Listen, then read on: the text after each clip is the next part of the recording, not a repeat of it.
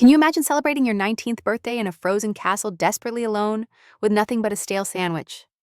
That was Hani's life, a princess abandoned by the entire world, cruelly abused by her own mother, and ultimately forced to end her own life with ice spears. But a miracle happened.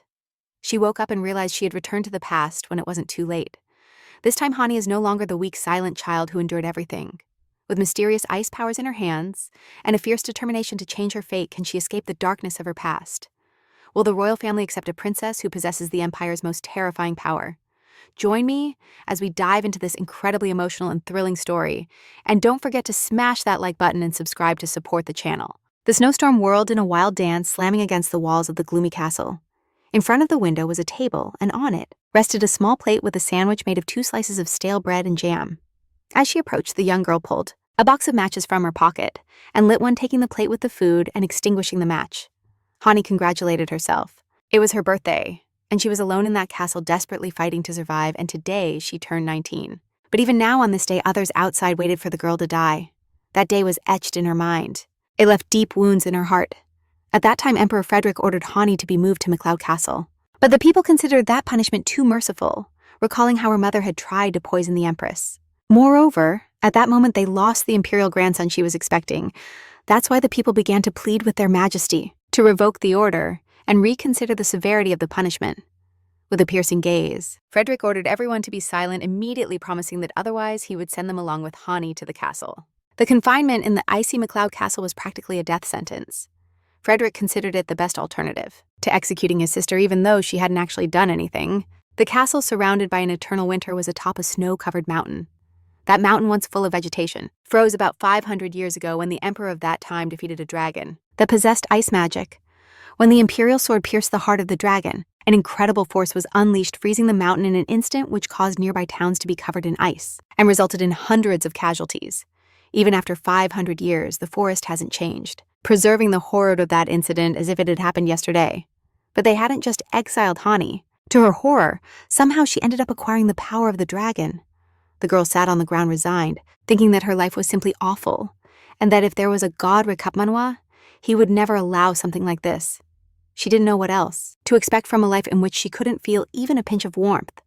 Placing her hand over her heart, the protagonist broke down in tears, convinced that people can't live without warmth. And now, with the only thing she had left, she decided to commit her first sin, creating several ice spears in the air. The girl closed her eyes and prepared herself. A second later, lying in a puddle of her own blood for the first time, she felt a pleasant warmth. And if there really was someone who could hear her in that place, Hani just wanted to be born in a less cold place. Suddenly, the protagonist opened her eyes and found herself in a bed, jumping and bringing her hands to her head. In front of the bed was Hani's mother, Eleonora, who was screaming furiously at her daughter, thinking she was useless. The protagonist thought that maybe these were memories before dying. But why that moment? Without stopping her shouting, the woman approached the table and took the girl's music box, smashing it against the floor. She decided that girls like Hani should never have been born. The protagonist sighed bitterly still, not understanding why she had to see that. Her mother screamed that every time she saw her daughter, she felt like she was walking through hell itself. Eleonora had been an empress, but not even that title satisfied her, and she soon fell into decadence. After Frederick's coronation, the woman felt cornered and unleashed all her fury on the small baby. Hani believed it was all her fault, so she remained silent and endured without making a sound. And now, finding herself back there, she realized how naive she had been, seeing her daughter deep in thought. Eleonora grew even angrier as she approached her. The mother rolled her eyes in fury, completely beside herself with rage. When she hit Hani in the face, she was surprised that even such a creature considered her a joke. At that moment, the girl was very surprised to feel the pain in her cheek after the slap, starting to doubt whether she had really died. The protagonist suddenly felt a familiar force in her heart when she looked at her hand. She saw a blue glow gently wrapping her palm. Realizing that she had returned to the past, and moreover she had ice magic, Hani was in shock. Eleonora was behind, looking furiously at the girl, who wasn't even paying her any attention. Then the woman concluded that even a useless girl like her daughter looked down on her. Looking back, Hani thought that if this was her punishment, it was too cruel. Meanwhile, a small child with golden hair and eyes walked along the royal palace. Looking to the side, his gaze fell on something that left him confused. Just before that, Hani remembered how the maids brought a music box that Her Majesty had gifted her.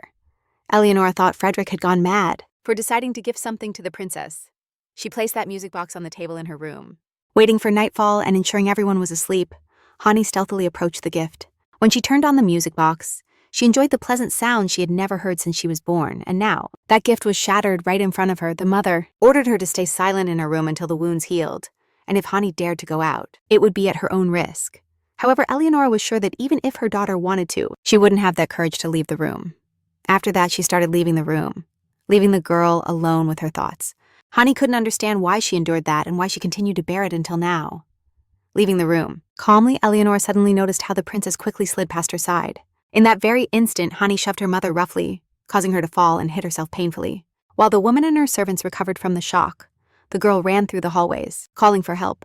A few seconds later, Hani heard her mother's shout behind her, ordering them to catch her. The wounds on the princess's body still hurt, and the girl didn't know where to run. She remembered that when she lived on the snowy mountain, the emperor was the only one who provided everything she needed, understanding that only he could help her. Now Hani turned towards Frederick's quarters, but suddenly feminine hands grabbed her from all sides, filling the protagonist with terror. The maids were happy to have finally caught the runaway princess, and planned to take her before their lady. One of them was shocked by how fast the girl could run even in that state. The little one wanted to scream for help, but suddenly they covered her mouth with a hand. Another maid reminded her that if Hani behaved, Her Highness the ex-empress would forgive her. The protagonist understood that if they took her now, it would definitely be the end. For a second, the girl thought of freezing the maids with her ability, but she quickly stopped, not wanting to become a monster. Even with that power, she tried to scream again, but the girls covered her mouth and began to forcefully take her away. Suddenly, Hani saw around the corner a small boy with golden hair and eyes who was shocked by what he saw. It was Oswald, the son of the current emperor, who could tell everything to his father. However, he stood frozen in fear as the maids continued dragging the girl back to the room. Summoning strength from nowhere, Hani tried to scream and ask for help, but it was all in vain. She could only hope that the boy understood everything well and would go tell his father immediately. Already out of energy, the protagonist nearly collapsed in the arms of the girls, looking at Oswald with pleading eyes. The boy looked back at her, completely confused by what was happening. The maids informed their lady that everything had gone smoothly and that they hadn't encountered anyone. Eleonora didn't care who came in there because, anyway, none of this would reach Frederick's ears. Furious, she looked at her daughter, whose attempts had been futile. What bothered the woman the most was that this brat dared to push her and run away. She decided to find out if Hani really had the courage to challenge her. In that case, she had to put the girl back in her place. So she grabbed the girl's head with her hands, but suddenly, the screams of the maids were heard saying that imperial knights were outside, leaving Eleonora in shock. The protagonist immediately understood that the boy had indeed told everything to his father. Scared, the woman began to think frantically and ordered them to clean the room quickly. The small girl, now bound, was shoved into a closet, and her mouth was taped shut. One of the maids received the order to watch the girl, so she wouldn't make a single sound. Turning to Hani, Eleonora ordered her to play dead, because they still had things to discuss. After that, she closed the closet door, leaving the little girl in the dark, and hurried to the knights. Finally, upon arriving at the place, the knights, led by Captain Drake, greeted their highness. Drake was particularly happy to know that the ex-empress was well. It turned out that Emperor Frederick had ordered to check on how Her Highness Princess Hani was doing. Eleonora smiled ironically, not recalling when she and the emperor had become so close as to visit each other. However, the captain didn't care, as he was just fulfilling the order of His Majesty. The woman feigned understanding of his intentions. But now wasn't the time, because the princess was asleep after the etiquette class. Drake was puzzled. Did the lady think to disobey the emperor's order? Eleonora was indignant that they asked her to wake the little princess just to present her to them. The soldiers apologized, since it was an order from His Majesty. But the woman didn't let them finish. Eleonora started shouting furiously, asking if now that she was no longer empress, her words meant nothing. She refused to show the girl until Emperor Frederick came in person. Hani listened to everything from the closet and prayed for a miracle, apologizing for the trouble. Drake and his men had no choice but to withdraw upon hearing those words. A chill ran down the back of the Tide Girl, because if the knights simply left now, the princess's life wouldn't be better than before. Suddenly, the hallway was filled with the powerful voice of the emperor, who didn't understand what all the commotion was about. Expecting that behavior from the ex-empress, Frederick decided to come himself. Drake bowed to His Highness, apologizing for not being able to resolve it alone. Eleonora didn't understand why such a busy person had to visit them. If he only wanted to inquire about the princess's health, he could have chosen another day. But the emperor refused, because he had come to see his younger sister. And did he need more reasons for that? The girl heard how he demanded to be shown Princess Hani, immediately trying to make excuses. Eleonora was shocked by Frederick's insistence, who hadn't come, even once in the last 9 years. That's why he must have had a good reason to insist on waking the sleeping girl. To the woman's horror, it turned out that the emperor had received a report that some maids were dragging the princess by force. Feigning surprise, Eleonora acted as if she didn't understand Her Majesty's words. The maids also pretended it was the first time they had heard anything like that and that they didn't understand anything. But Frederick just laughed as he hadn't expected all the employees to be involved in the conspiracy. At that very moment, he ordered to search the palace and find Her Highness Princess Hani. The horrified woman began to scream, not understanding how they could make such a fuss over some simple rumors. However, young heir Oswald considered that the ex-empress's words were completely wrong because they weren't just rumors. He had witnessed the incident himself. Eleonora stood frozen in astonishment and fear, as Frederick became furious with his son, who he had ordered to wait and not intervene. But Oswald thought that since he was the first to see it, he should stay until the end. The woman glared furiously at the insolent noble who dared to speak. The emperor gave Eleonora one last chance to confess everything before the knights found the little girl. However, the woman continued to insistently feign ignorance, which only made Frederick even angrier. The ex-empress was determined to remain silent until the end, no matter what happened. Moreover, putting on a helpless face, she didn't understand why the emperor was doing this to her. Suddenly, Oswald ordered the knight to open the closet that was in the corner of the room, thinking the girl might be in there. Eleonora looked horrified, standing still and feeling a chill of fear as she heard everything that was happening. Hani looked hopefully at the closed door, waiting for her rescuers. Suddenly, the darkness inside the closet was pierced by a thin ray of light filtering from outside. When the door was open completely, everyone present saw a terrible scene: a scared and bound girl. Oswald reached out his hand cheerfully, greeting the girl who no longer had anything to fear. The first thing he did was free her from the ropes that hurt her and took her to his father. Hani couldn't believe what she was seeing when she finally came face to face with the emperor. However, now she was determined to stop doubting and start acting, falling to her knees before Frederick. The girl began to plead with the emperor to protect her from her mother's attacks. Eleonora looked at her daughter in shock, not understanding how she could do that to her own mother. That scene was enough for the emperor to understand everything and fill with fury. The first thing he did was order the immediate arrest of the guilty woman and all her maids. Without taking his eyes off Frederick, Hani heard the girl's screams behind her as the knights approached them. Suddenly, Oswald approached the girl and took her hand tenderly, which made the protagonist very nervous. Ensuring that the guilty ones were tied up, the emperor turned to the children, wanting them to accompany him, leaving everything else in the hands of the knights. Just when the girl sighed in relief, suddenly, she heard her mother's desperate scream. Eleonora trembled with madness, not understanding if her punishment hadn't been enough. Immediately, she began to insult her daughter, but Drake covered her mouth with his hand. Frederick was glad to see, finally, the true face of that woman who apparently no longer feared anything, and since she had provoked it herself, the emperor ordered the captain to interrogate Eleonora severely. Turning to the children, he understood that they were likely already in shock and wanted to take them away as soon as possible. After that, he extended his hand toward Hani with the intention of petting her head. Scared, the girl pulled her head back, covering it with her hands and closing her eyes. Seeing this, Frederick regretted his negligence and apologized to his little sister. He didn't want to hurt her, and to prove it, he wrapped Hani in his imperial cloak, knowing everything she had gone through. The emperor wanted to carry the girl in his arms. Hani, still in shock, nodded uncertainly, and immediately found herself in the arms of his highness. After that, he called his son, who was sweetly smiling at the protagonist. The father admired her bravery, but now they would have to talk about the boy's reckless outings. Hani received help, but all that warmth coming from the emperor felt so unfamiliar to her. Until now, she had been wilting alone in the frozen palace, and now this was really happening. Her thoughts were interrupted by Oswald, who was worried if the girl was okay. Looking at his eyes filled with concern, the protagonist felt for the first time that someone cared about her. Embarrassed, she hid in Frederick's vest. She awkwardly accepted that she was fine, believing with all her heart that those kind looks wouldn't just be a passing dream. And at that moment, what she wanted most was to enjoy a little more of that warmth. Shortly after the emperor, his sister and his son arrived safely at the palace. The head butler, Major Charles, accompanied by the servants, greeted their highness, the son of the empire, at that moment. The man's gaze fell on the injured girl in the emperor's arms. Observing her closely, he immediately thought they needed to call the imperial doctor, nodding in agreement. Frederick also wanted to know where the empresses were. Upon learning that both were in the hall, the emperor ordered to bring the princess there. After all the care for a time, he decided to entrust her to the palace's personal maid, a young woman named Viola. Taking the princess gently, the maid greeted her and invited her to accompany her. Seeing this, Oswald began to plead with his father to let him go with Hani. Upon accepting, Frederick knew it would be difficult to get used to the relationship between the two of them, because at first glance they seemed like two children. But Hani was actually Oswald's aunt. While watching them walk away, the emperor warned Charles that there would be unrest in the palace for a while, thinking that Eleonora was hiding the girl out of excessive care.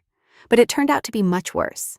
Later, upon arriving in the hall, Frederick was received by his mother, Constanza, and his wife Melissa. Both empresses were very worried as they couldn't find Oswald anywhere. However, Instead of giving explanations, the emperor wanted to discuss something with them.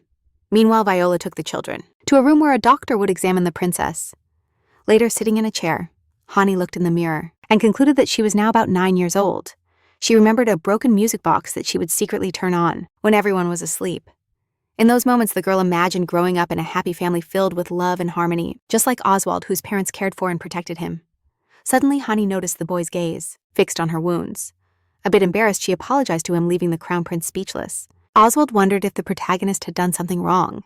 The girl was sure he was surprised to see something he shouldn't have. Then, instead of accepting her apologies, the boy demanded that his aunt thank him for saving her. Those were his mother's words, and he, being an obedient and good son, remembered them very well. The protagonist felt a little uncomfortable at those words and looked at Oswald attentively, blushing. Covering her mouth with her hand, she thanked the hero insecurely but sincerely for saving her. The boy's face suddenly changed, showing an expression of excitement. Excited at seeing him, Hani thought that if Light became a person, it would surely look just like this recap Manhwa. Suddenly, someone knocked on the door and a feminine voice asked for permission to enter. Oswald gave his consent, and Agnes, who was the imperial doctor, entered the room. The protagonist could hardly believe she was seeing in person one of the 3 best doctors in the empire. In her past life, it was Agnes who saved the empress after Eleonora poisoned her. To the doctor's great dismay, Her Highness had to leave the room. It was necessary for the procedure, and she hoped the crown prince would understand. Upon exiting through the door with Viola, Oswald asked Agnes not to hurt the protagonist. Sitting in front of the girl and putting on gloves, the doctor began to examine her hands. A normal child would have cried and tried to break free from the pain, but Hani only made a small grimace, very surprised. Agnes thought that was how the girl faced all difficulties. When they finished, the princess's hands were completely bandaged. Suddenly, the girl became curious to know if she should show the scars she had under her clothes, which left the doctor in shock. Hani understood that the doctor had to inform His Highness about her condition. Agnes was curious to know how the girl knew about her task, but the little one had only guessed. However, she was very grateful to the emperor, who cared for her and saved her from her mother. Hani decided that for the sake of her future, she had to show all the scars she had after living in the palace. Agnes was half in shock, looking at the trembling hands of the princess.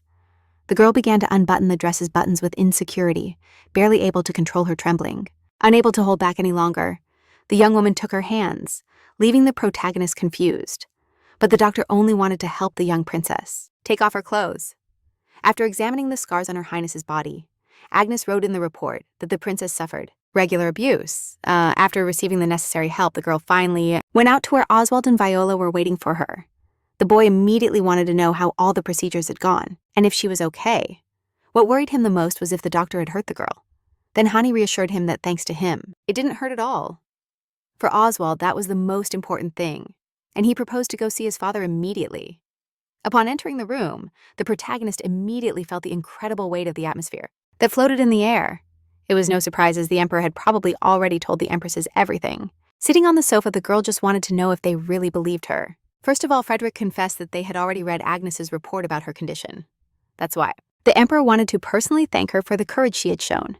Since he was present, an investigation wasn't necessary, but proof was needed to strip Eleonora of her title. Melissa decided to interrupt her husband's speech, thinking they were there to listen to the princess. The empress wanted the girl to tell them herself everything that had happened to her, gathering courage. The protagonist recounted all the sufferings her mother caused her that took away her will to live. Living every day under oppression, she couldn't take it anymore and decided to escape, but they caught her. Frederick became furious upon hearing that, not understanding why the little one hadn't asked for help immediately. But he quickly reconsidered because they themselves should have figured everything out. The protagonist recalled how her mother called her a disgusting monster whom nobody wanted to help. Even if Hani told everything to the emperor, it would be useless since she was the daughter of his worst enemy. That's why the protagonist couldn't ask for help, which left Frederick completely bewildered. Constanza held her head in shock at what she had just heard.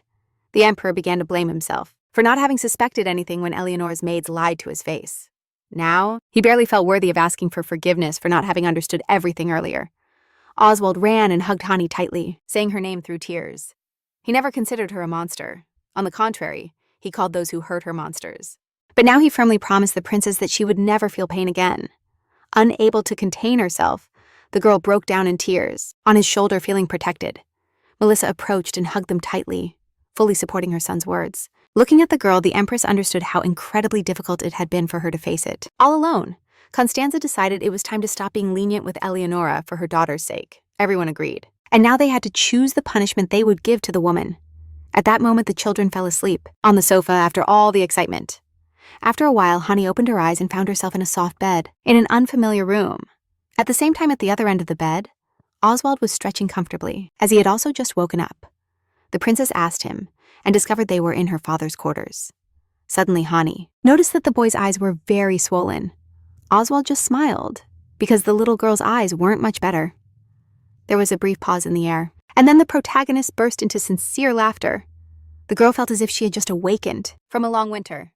Outside, new buds were blooming, symbolizing the arrival of the awaited spring. Meanwhile, in the dungeon, a guard was trying to silence the maids accused of helping Eleonora. They believed themselves innocent, thinking they were just following their lady's orders. One of them, crying, was willing to tell in detail everything that had happened. Next to the guard was Frederick, who looked with displeasure toward the distant cell. There was Her Highness the ex-Empress Eleonora, sitting silently with her head down. All the maids spoke of her cruelty, so the emperor wanted to hear the version from the woman herself.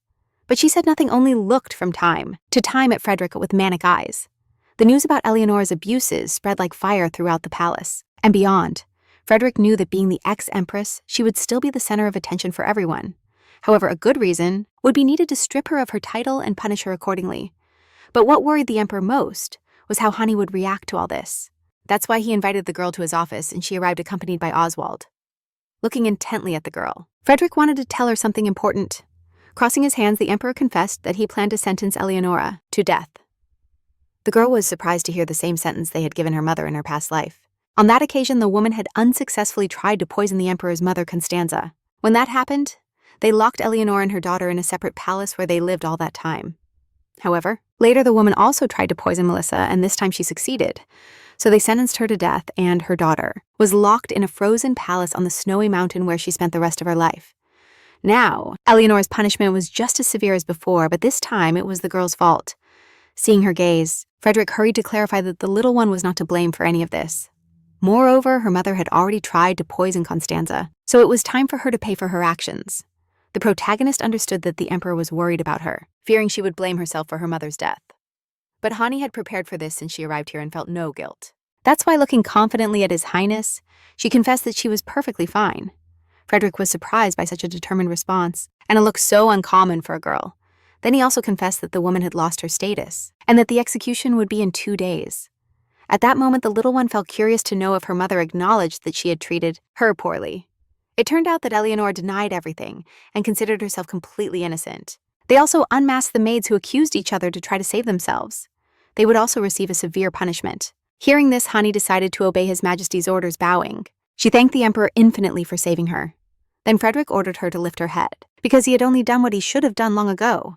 He was surprised that although she and Oswald were the same age, the girl seemed much more mature.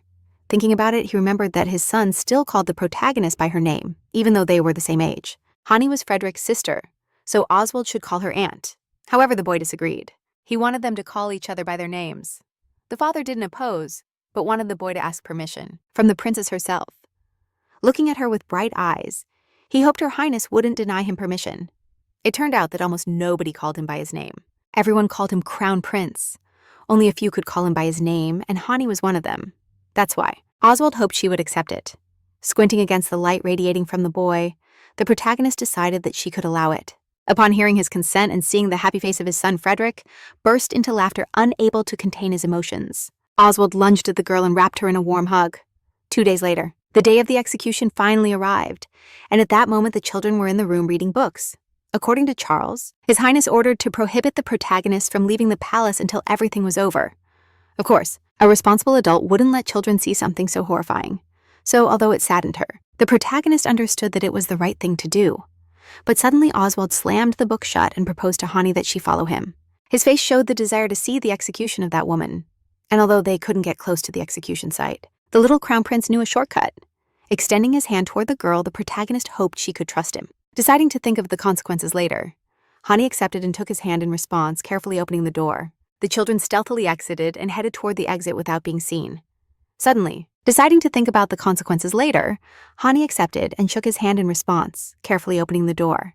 The kids snuck out and headed toward the exit without being seen suddenly. Behind them, they heard the voice of a surprised man seeing them there.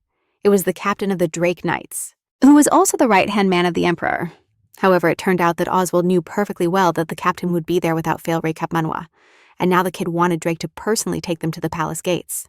Of course, the captain refused, but it wasn't a request without something in return. Because the Crown Prince knew that 6 months ago Drake broke his father's favorite vase, but everyone thought it was Melissa. And hearing this, the captain was horrified. The kid learned this in a conversation between him and the Empress. When he happened to pass by, Oswald's mother had made that vase with her own hands as a gift for his father. And something like that, he wouldn't forgive even his right hand, and Drake even tried to hide behind the Empress, which left the captain even more baffled. After that, the knight captain looked at the kids. With a pleading look, the girl also made that face, wishing to see the execution from afar. And silently, the young captain was surprised at how desperately the young princess was pleading. A little later, the palace maids in the courtyard heard footsteps behind them.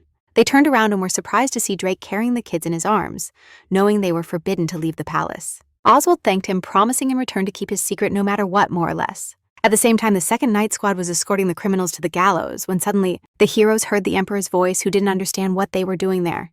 He remembered perfectly, having given the order not to let the kids out, so he expected an explanation from Captain Drake.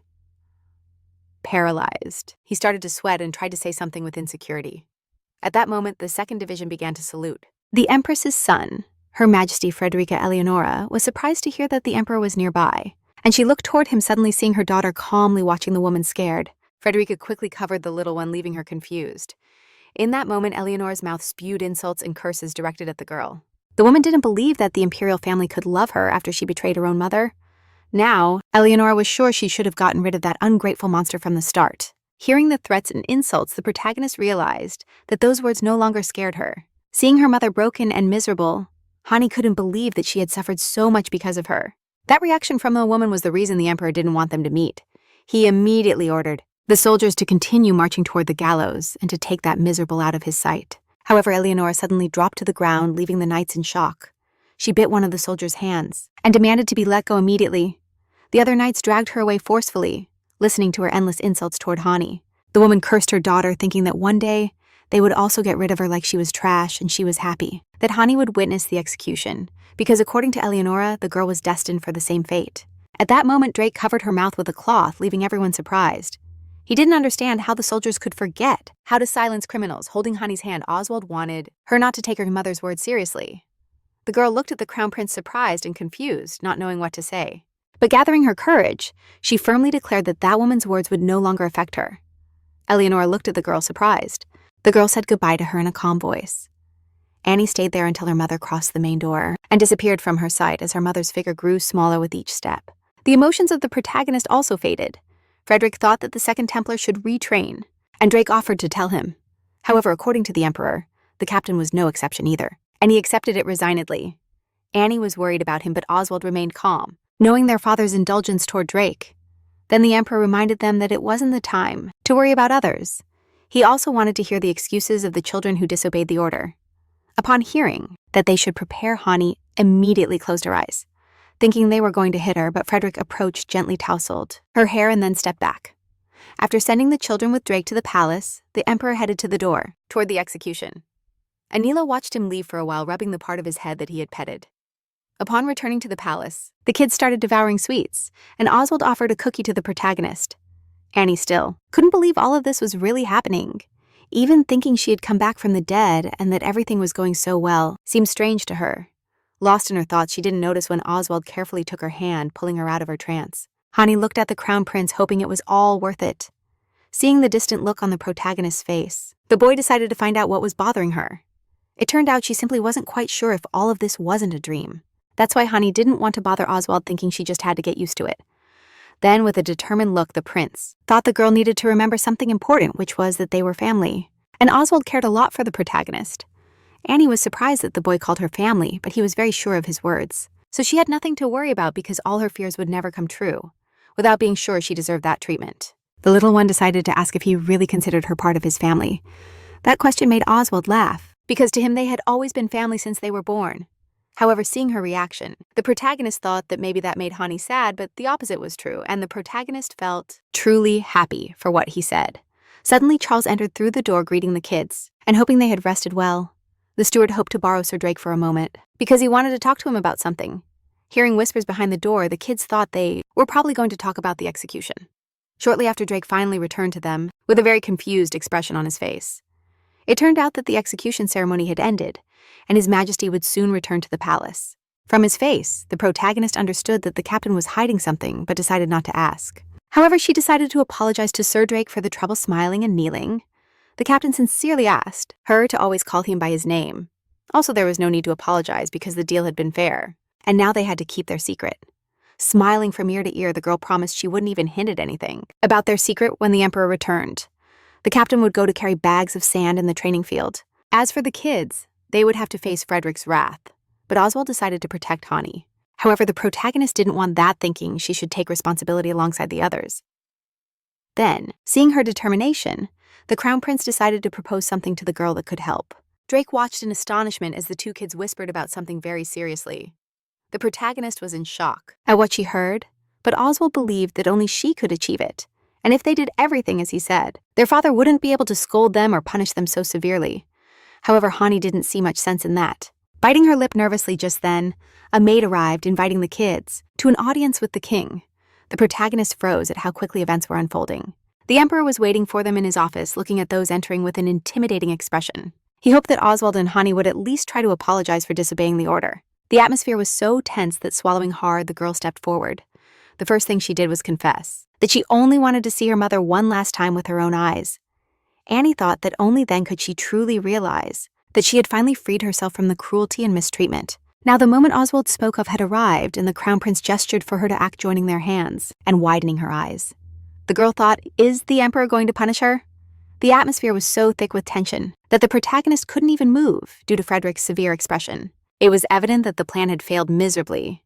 But suddenly the emperor decided not to scold the children, which filled them with joy. Instead, he decided to punish the girl, starting to extend his hand toward her. Seeing that and hearing his words, Hani was horrified and froze again. Crouched down with her eyes closed, the protagonist trembled with fear, expecting a cruel punishment. The emperor ruffled her hair again, placing his hand on her head and leaving her confused. The punishment consisted of Frederick now petting her head without warning. The emperor also hoped the little one would soon get used to that. As it was getting dark outside, he decided to let the kids go, which made Oswald, Hani, and Drake excited at the same time. However, Frederick was only referring to the children because the captain had to stay a little longer. After all, they had to talk about something. For example, when Drake turned, the captain pretended everything was all right and acted that way in front of Hani, but it really wasn't. He held the position of commander of the knights, so he seemed older and more tired. That's why at that moment, what he least wanted was to go to the training field. So he decided to use Hani's method, putting on a cute face. But for some reason it didn't work, which angered the emperor. Because Drake was already an adult and should have awareness, recap Manhwa, so Frederick ordered him to take the bags of sand and return to the training field. The news of Eleonora's death plunged the entire palace into chaos, and Hani was glad to hear it so soon. It was no surprise that Sir Drake returned that day with a strange expression, since the people had killed her before the execution, stoning her. Her end wasn't very different from her previous life when the people rebelled against her for trying to poison Constanza. She was a generous empress who took care of her people even after her husband's death. Now the situation was completely different from that of her past life. As Hani revealed the abuse before the attack on Melissa, society truly felt pity for her. The little one knew that it would all end the moment everyone discovered her ice powers. While the fear of magic lingered in people's minds, she couldn't come out unscathed from this. However, her new room was filled with new things which showed the sincere care of the imperial family toward her. The protagonist was intrigued if she had already gotten used to having a family with these people who were always by her side. She regained hope, even if it was in vain. That's why she felt guilty for hiding her abilities from everyone, even though Frederick gifted her a music box and secretly maintained the ice castle where she lived. Annie decided to tell him the truth, hoping to receive help in return or face the consequences, but that no longer mattered, and the girl was ready to accept any outcome. The next morning, she had breakfast peacefully with Oswald in the imperial dining room. Annie thought that in the end, as Emperor Frederick could even make use of her powers, but the protagonist had no idea how to prove that she could be useful. Upon seeing the serious face of the girl, Oswald felt curious to know what was wrong with her. She smiled at him, surprised by the boy's ability to notice every detail. After breakfast, the prince went to classes, promising to see the princess afterward. As he waved goodbye with his hand, the protagonist decided it wasn't the time to waste. While Oswald studied, she too had to find her own way to learn. Suddenly, she heard the servants' voices talking about the arrival of spring.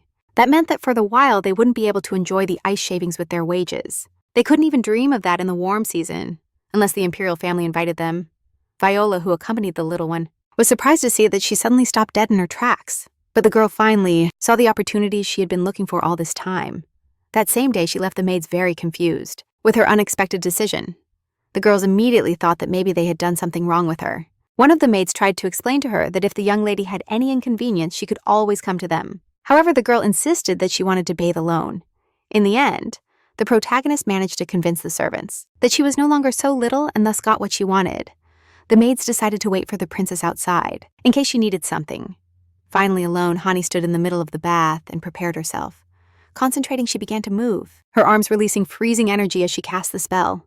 She created an ice crystal in the air from which intense cold emanated. The girl realized that her abilities were still at the same level as in her past life. And this time, it would be better to show her powers immediately and prove they were useful. However, due to her young age, she couldn't handle the magic as delicately as before. The protagonist would have to visit His Majesty after regaining her abilities.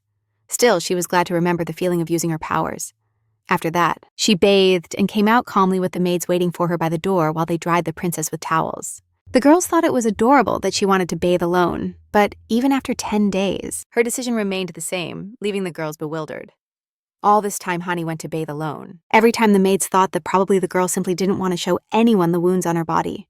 They were sure that Her Highness needed time to recover from her terrible past, which is why they patiently waited behind the door while the little one practiced ice magic. On the 10th day, she already controlled the ice with ease, mastering it completely. Now everything was ready, and all that was left was to notify the emperor.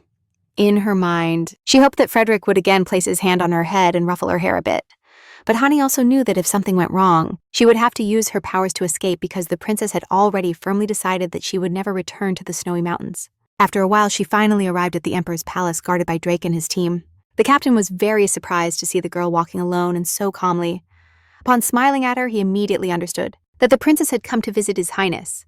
However, it turned out she also had something very important to communicate to the emperor. Suddenly, Hani noticed the look of one of the knights guarding the entrance.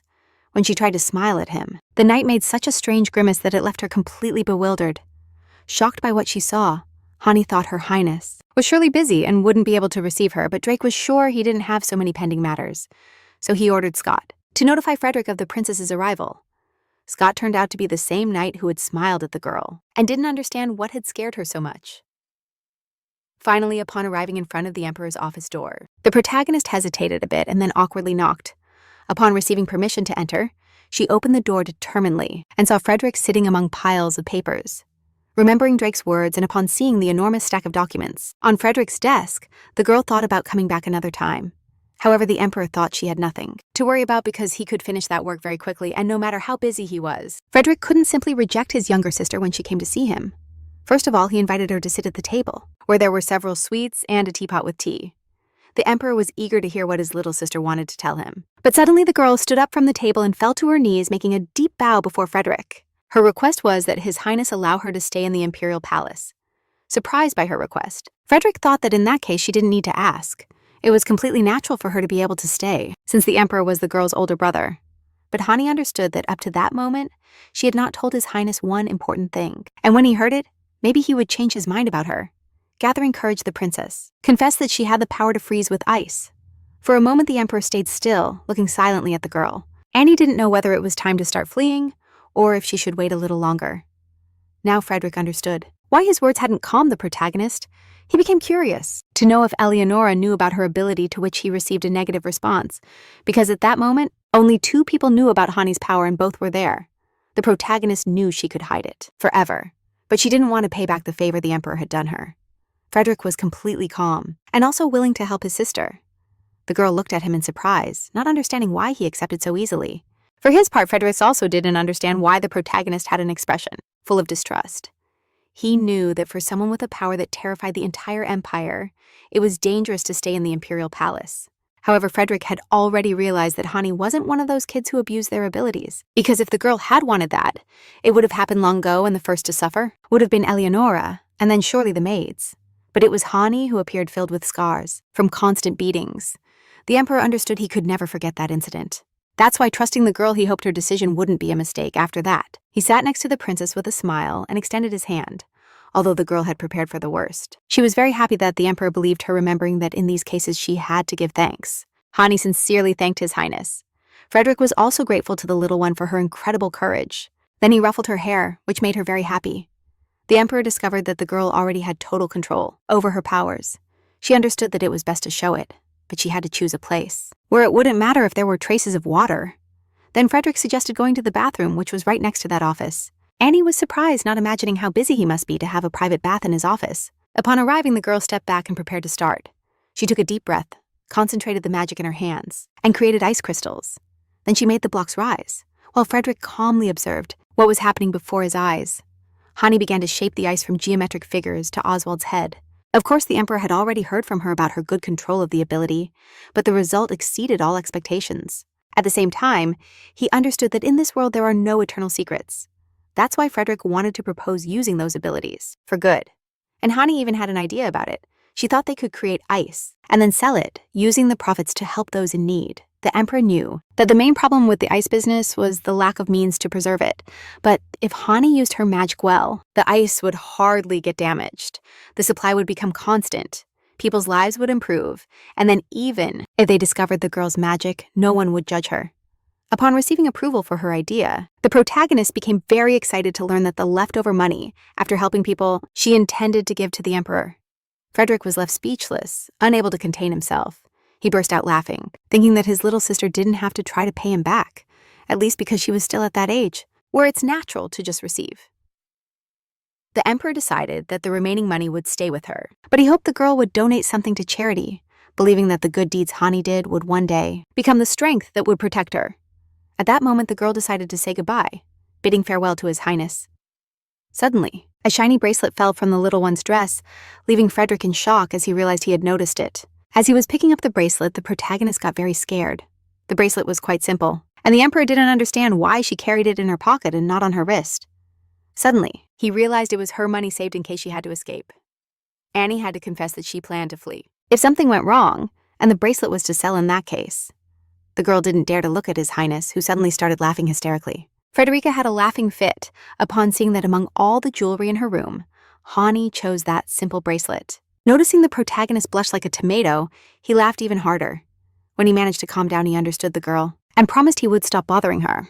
Now she could return peacefully to her room, especially because Oswald had surely already lost sight of her. Bowing in farewell, Hani sincerely thanked His Highness for his kindness while watching the little one exit through the door. Frederick remembered a person, just as the emperor thought that man was perfect for that job. Upon stepping out onto the street, the protagonist was very happy that everything had ended. Suddenly, Scott called her. He approached the princess and made a bow while introducing himself, stating his name, and that he was a member of the Night Order. Annie recognized him immediately by his unforgettable smile that gave her goosebumps. Scott thought that his behavior last time could have been quite offensive. He felt that the girl looked worried, so he tried to help her, but it seems he overstepped a bit, which is why now Scott was apologizing to Her Majesty for his attitude, falling flat on the ground, willing to accept any punishment that the princess deemed fair. Annie tried to reassure him, understanding that the knight only acted that way because he was worried about her Recup Manhwa. But Scott refused to accept so much kindness because that's how the relationship should be, between a lord and his knight. At least that's what the captain always taught him. Just then, Drake arrived, ordering Scott to be quiet. The captain apologized to the protagonist for his behavior. Then, Hani hurried to explain that the noble knight only approached because he was worried. In that case, Drake was happy to introduce the knight, who despite his youth had become the second strongest in the order. Smiling, Hani and Scott promised to take care of each other. The knight found it a bit uncomfortable that the captain praised his ability so much. He decided to work even harder and become a good warrior for His Majesty. Seeing them, the girl dreamed of everyone treating her with the same kindness. Frederick had a half-brother, Christopher, who completely rejected the title of Archduke and ended up being a duke. There was no one better to produce ice since he owned the Hern Mountains. After a while, the emperor invited the little one to introduce her to Christopher. The last time, Hani didn't try the pastries, but this time she couldn't resist, and they turned out to be delicious. The duke was indeed perfect for that business. But the problem was if he would accept Hani. Of all the imperial family members, he was the one who hated Eleanor the most, and therefore also her daughter. Suddenly, the door burst open, and Christopher appeared in the doorway. However, the duke's disheveled appearance puzzled the protagonist. In Hani's memories, he was always an impeccable man, elegant with glasses and a very formal tuxedo. By not wearing glasses, he didn't even see the little one and walked past her with a resigned sigh, dropping onto the sofa next to his brother. Christopher was happy to finally be able to rest. Frederick considered it a brave act, but his brother had already traveled for 4 days, non-stop by order of the emperor. The Duke was bewildered, not understanding why there was so much urgency. It turned out that a good investment opportunity had arisen, and Frederick wanted his brother back in the business.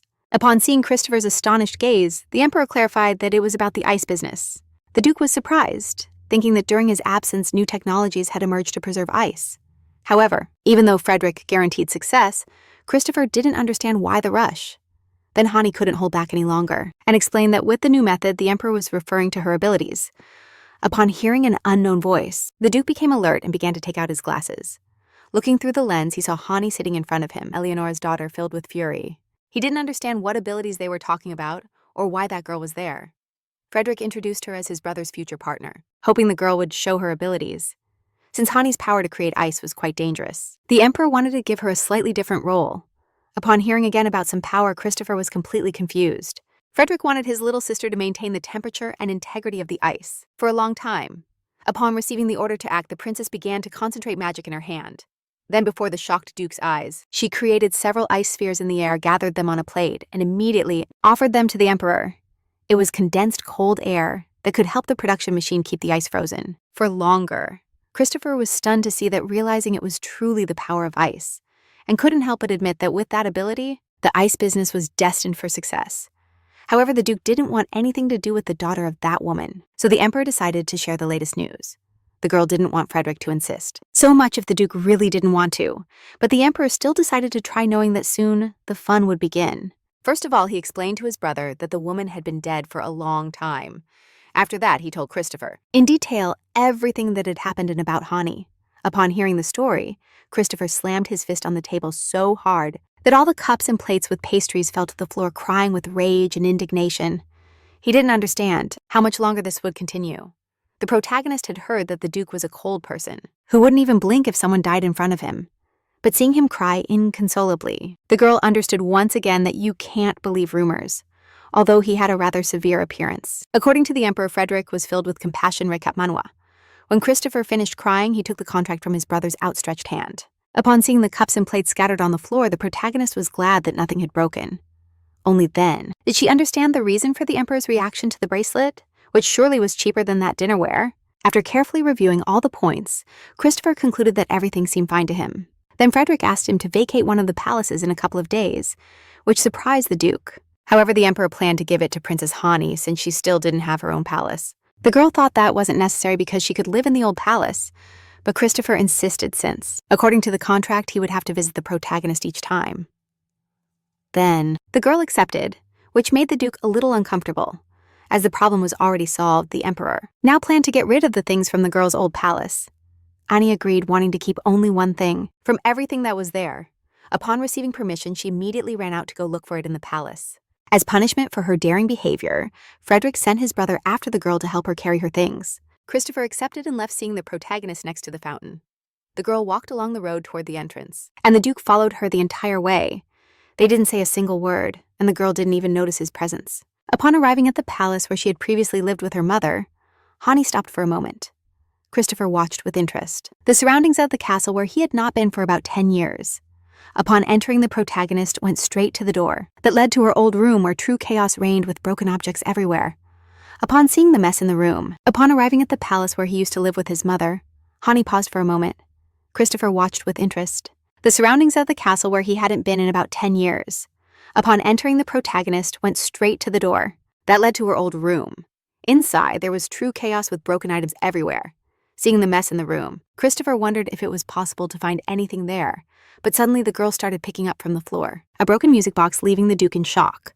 Before, he had been very indignant about Frederick's decision to give that object to the daughter of that woman, but the Emperor simply wanted to give a gift to his sister, who was the same age as Oswald, and now the protagonist carefully picked up the remains of the box from the floor. Looking at them with sadness, unable to hold back his emotions, Christopher broke down crying again, revealing his presence to Hani. She was very surprised that the Duke had also decided to come here. The protagonist confessed that he came at his brother's request and that he was intrigued by the valuable object of the princess. Seeing that the box was broken, he thought it was dangerous for a little girl. But the girl firmly decided not to throw it away. Although the Duke thought of keeping the box, surprised by that request, the protagonist slowly and reluctantly handed him the box. The way back to the palace passed in the same silence. Suddenly, Christopher stopped and turned to the young princess. Leaving her bewildered, the Duke confessed that all this time he had sincerely hated the little girl. For being Eleanor's daughter, he couldn't think of anything good knowing the true nature of that woman. But then, he understood everything the girl had been through.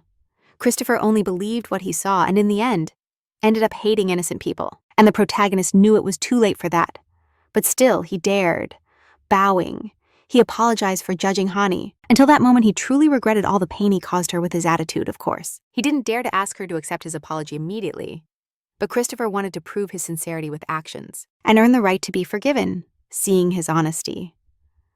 The protagonist also decided not to stay silent and say everything. She knew the reasons for his hatred and thought that even though it hurt she couldn't do anything about it, it was very unfair. Because no one chooses where to be born still, Hani was sincerely grateful that the protagonist was the first to apologize. She believed in his sincerity, so she accepted the apology with joy, leaving Christopher surprised. But the princess did not doubt because he himself had promised to prove it with actions. That's why the protagonist hoped that the Duke would simply keep his word, seeing his innocent smile. Christopher began to hit himself in the face.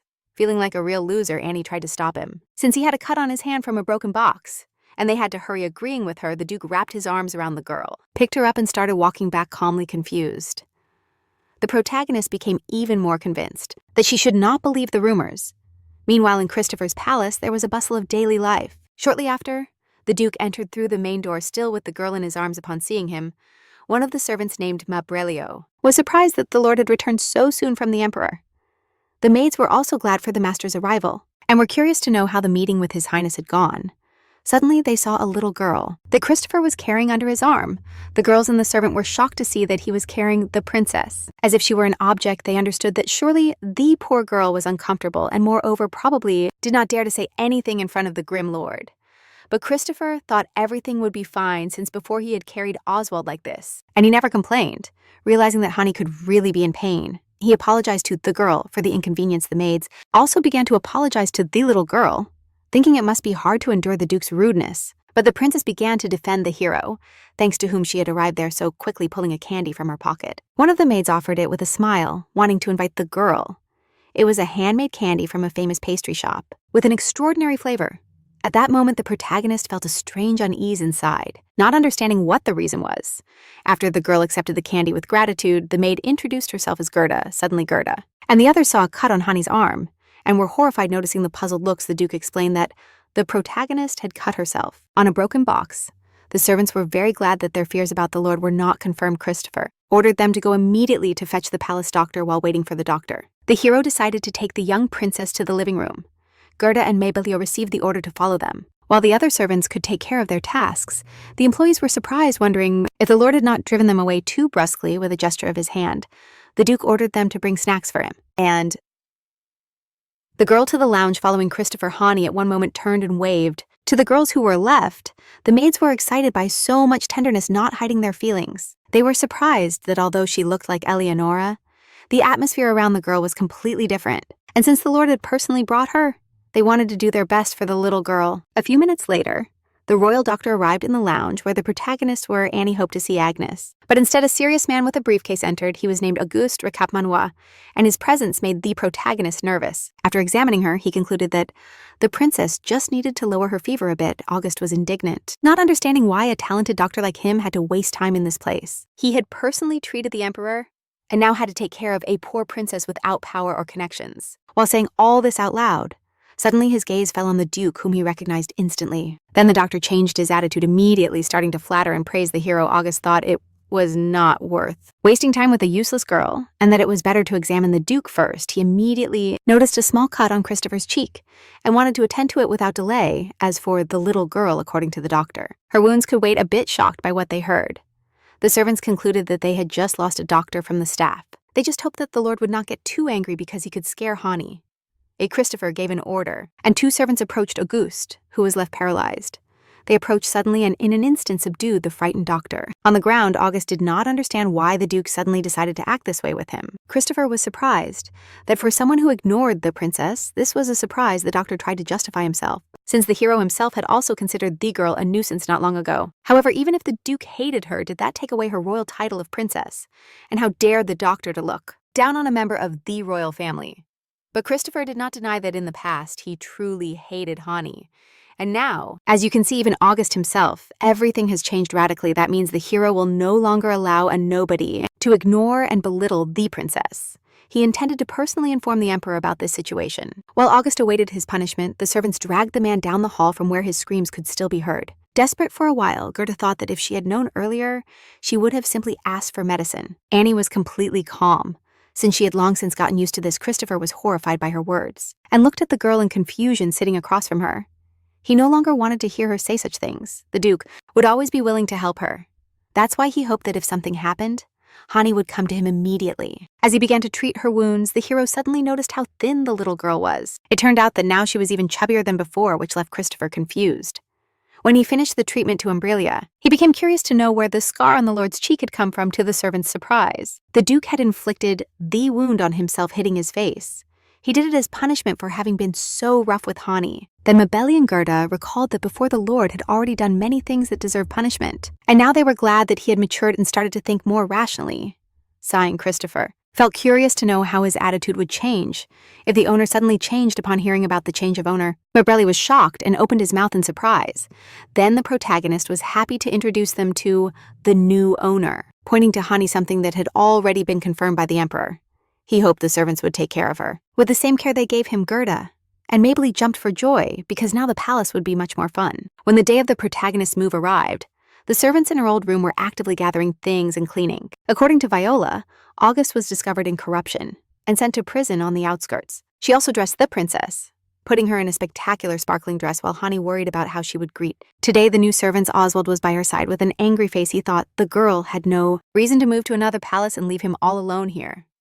Annie thanked him for his words, but there was nothing more to do. Moreover, the luggage was almost ready.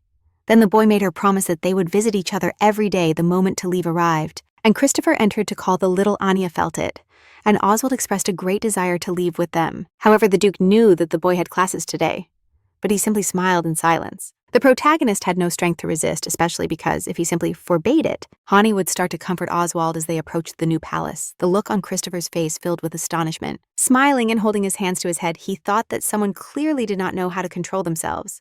Walking a little further, he covered with his hand the little girl's eyes, who suddenly perceived the aroma of something sweet as they approached the entrance. The Duke wanted Hani to look very carefully ahead as he removed his hand. He let the girl see a crowd of servants who had organized a party in honor of her arrival. The protagonist was shocked by the colorful decorations and the endless compliments she received as she passed through the hallway formed by the staff. Cheerful greetings were heard everywhere upon seeing. The surprised look on Hani. Gerda thought it was still too early for the young lady to be amazed by those words. Even the always serious Duke felt quite uncomfortable. At that moment, the palace chef appeared, bringing in a cart, a 3-tiered cake made by himself. Oswald was deeply impressed by the elegance and beauty of that masterpiece. Unlike him, Hani looked at the huge cake with eyes full of fear and amazement before. The protagonist had never had anything like that and thought she didn't need it either. And now, her heart was beating in a completely different way than it had before. Smiling, Oswald thought that today, Hani was the main character, so she just had to enjoy extending her hand. The girl understood that now she was really not alone. She considered everything that had been prepared for her. That day, beautiful, crying with happiness, Hani thought it was like today was her birthday upon hearing this, Mabel, and also became emotional to tears. Gerda thought that for them it was also the best day. Upon hearing the proposal to blow out the candles, the little girl got nervous, since it was the first time she did it. At that moment, Christopher realized that no one had ever organized a party for her before. That's why the Duke decided to prepare well for the banquet in honor of her birthday first of all. The protagonist shared the chef's special cake with everyone present. Seeing the atmosphere of this place and tasting the cake, Oswald decided that he could trust them. Hani Christopher was shocked, thinking it was strange to hear those words from a nephew to his aunt. The protagonist hoped that the princess would have no worries and could enjoy that day. The girl nodded, thinking that she had liked everything very much and that she was simply grateful. Annie also didn't understand why, but she liked the people in this place. Since Christopher had known them when he was her age, he could assure they were trustworthy. After thinking about it for a bit, the Duke decided he could not leave that broken music box upon hearing that he thought to fix it. The protagonist was very surprised, believing it was impossible. However, according to the Duke, the most skilled artisans in the empire worked there capable of achieving it. Annie stared at the protagonist, realizing that she could soon hear that beautiful melody from the box again. Oswald decided to stay overnight, and later they lay down together at opposite ends of the bed. Lying in the bed, The girl remembered how she had been given that music box 2 years ago. The reason she had survived until now was that Hani had hidden it from her mother. But that time, the girl forgot to hide the box, and that's why tragedy occurred somehow incredibly. Everything could start anew, so it seemed there was no reason to be alert anymore, however. Looking now at Oswald asleep, Hani decided never to let her guard down again, approaching the boy and taking his hand. She decided to protect herself and her family. Unlike the protagonist's previous family, these people taught her completely new ways to show love. And the first person to make Hani feel that was precisely Oswald, determined to protect him. Until the end. The little girl fell asleep holding the boy's hand between hers the next morning. Delicate feminine hands gently touched Hani, trying to wake her as she opened her eyes. The girl saw before her the joyful face of Viola smiling at her warmly. Annie was surprised, but it turned out that the maid could not leave without first greeting her lady. The reason why Viola was not present yesterday was because she was handing over her responsibilities. What surprised? The princess. The little girl did not understand how it was possible that the emperor's maid with the highest rank after the steward would come to work. Here, Viola decided to introduce herself again, announcing that from that day she would be the personal maid of the princess. At yesterday's celebration, the protagonist had sought the girl, not wanting to leave without saying goodbye to her Annie. Of course, thought it would be great to continue being together. However, she found it strange that the maid of her majesty had to attend to a common princess. But Viola replied that she considered this place the best. To work, touched by the confused expression of the protagonist, the girl saw how behind the little girl, a sleepy Oswald appeared. The level of tenderness became critical, and the girl could hardly contain her urge to hug them all. Instead of that, she remembered how a few months ago she was the first to see Hani's wounds. Viola's heart trembled, knowing that the girl endured everything in silence. Without making a single sound, she began to worry, seeing how the girl shrank and observed everything around her. And after several days, Hani smiled shyly and thanked her for the first time only. Then Viola truly understood how good the princess was at that moment. The maid wanted to get to know her lady even more and decided to stay with her, holding back tears. The protagonist wished that Viola would always be by her side from now on. When Oswald finished waking and heard the conversation, he threw himself on them with hugs full of affection. The maid remembered that she had woken the girl, because soon the Empress Melissa would arrive. The reason for her visit was to send to make clothes especially for Hani, and for that she would bring a tailor. The protagonist was confused and looked at Viola, not understanding anything. It turned out that besides Melissa and the tailor, Drake, Christopher, and His Highness Frederick had also arrived. The Duke only heard in passing that something was happening and decided to come see. The Emperor had no important matters today, and the captain was just accompanying him. The Empress had always wanted to do this together, if she ever had a daughter, but did not think it would happen like this. The protagonist was sure that last time they had already bought enough clothes for her, but Melissa did not think the same. Moreover, the Empress wanted to give the princess a good welcome gift to her new home. However, due to the number of dresses, Hani thought they had brought more than an entire store. Frederick was surprised that his wife wanted to try all those dresses on the little girl. But the girl did not find it complicated. As the fitting began, the princess showed each dress to the 3 heroes, who could not decide which fitted her best. One of the dresses was made of a special silk and was much softer than the others, since it was going to be worn by a girl. The Empress paid special attention to comfort when the fitting ended. The protagonist was exhausted after trying on dozens of dresses. To her surprise, Melissa decided to buy all the garments they had chosen, upon realizing it was time to pay Frederick. Christopher and Drake took out their checks at the same time, but it turned out that the Empress had already paid for everything, leaving the heroes in shock. She ordered them to sign the checks every time Hani put on a new dress upon taking the girl in her arms. The Empress wondered if the princess had had a hard day. Annie did not understand why she was so tired. If she had spent the whole day sitting in the same place, Oswald promised to come right after class, and meanwhile, they took the protagonist to her room, where she'd fell asleep instantly with time in the old palace of the protagonist. There were rumors about the wonderful life in her new home. No matter how diabolical Eleonora was, her daughter turned out to be the most adorable princess. Some thought that now everyone felt pity for Hani because she was a little girl. But what would happen when she grew up? The maids of the little girl were happy, because since she arrived, Christopher also started appearing more often, and just now walking through the palace gardens. The protagonist suddenly saw the Duke. The girl immediately ran to greet him, but the hero thought that running like that was dangerous. It turned out that she already knew he would come. That's why she went there to meet him as soon as possible. Looking closely at her dress, Christopher suddenly began to take off his cloak, wrapping the little girl in it. He understood it was cold, and that with that clothing, she could easily catch a cold. The protagonist tried to justify herself, saying that due to her strength, she couldn't feel cold. But the Duke didn't want to hear anything after that. With total calm, he picked her up and headed to the palace. Upon arriving with Frederick, he and the Emperor began to argue about the little girl's hairstyle. The Duke was surprised at how poorly his brother knew how to choose the right style. The main objective of their meeting was to prepare to start the ice business. The project would be carried out in the name of Pico Hearn, so now they had to conquer the market in each region. The technical problems that Hani solved, thanks to her ability, could no longer be hidden upon hearing that a statement would be published. The emperor was puzzled. The Duke wanted to announce to everyone that they had found a solution to the storage problem, but it was totally confidential. Just at that moment, he finished styling the girl's hair, arranging it carefully. After that, he handed Frederick all the documents regarding the equipment, the logistics, and also the budget plan. Upon seeing them, Hani had the impression that the heroes felt neither fear nor rejection towards her power. They were surprised, thinking that maybe she wanted them to fear her. Upon hearing this, the protagonist shook her head immediately, recap Manhwa, because that was not what she wanted to say. The heroes were completely calm and saw no reason to be scared.